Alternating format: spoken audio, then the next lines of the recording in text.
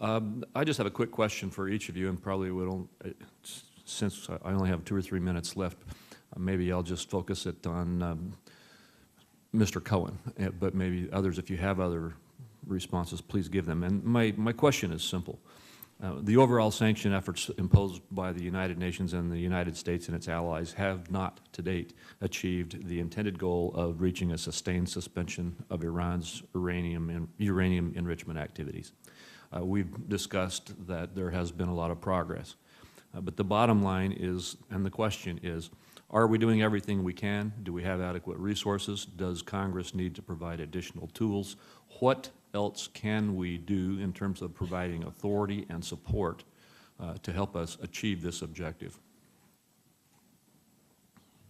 Well, Senator, I think your observation is exactly right, that we have, I think, substantially increased the pressure on Iran over the last several years, working in close tandem with Congress and in the efforts that my colleagues and I and our teams have been engaged in.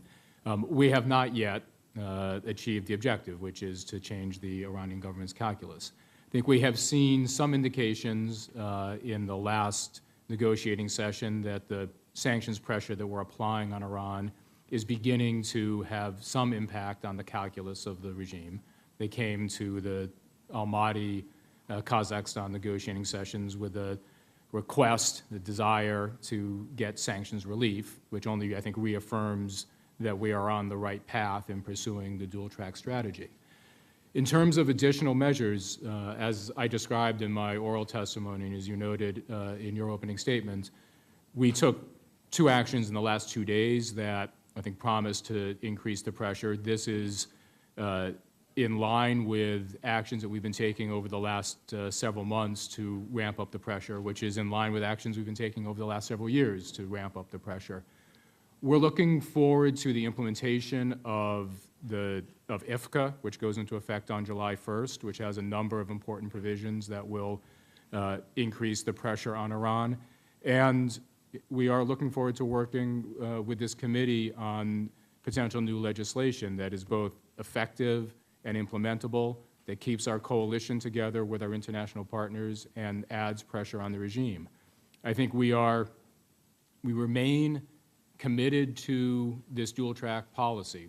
We think that it bears the potential to succeed, that through the combination of enhanced pressure and the offer of diplomatic engagement that we can help change the course of the program. But as Undersecretary Sherman noted, the window of time is shortening, and the time to really ramp up the pressure is now. Well, thank you. My time's up. I would just ask each of the witnesses to submit in writing what specific additional measures we should be considering, in your opinion, with regard to providing the full set of tools that we need in order to deal with this issue.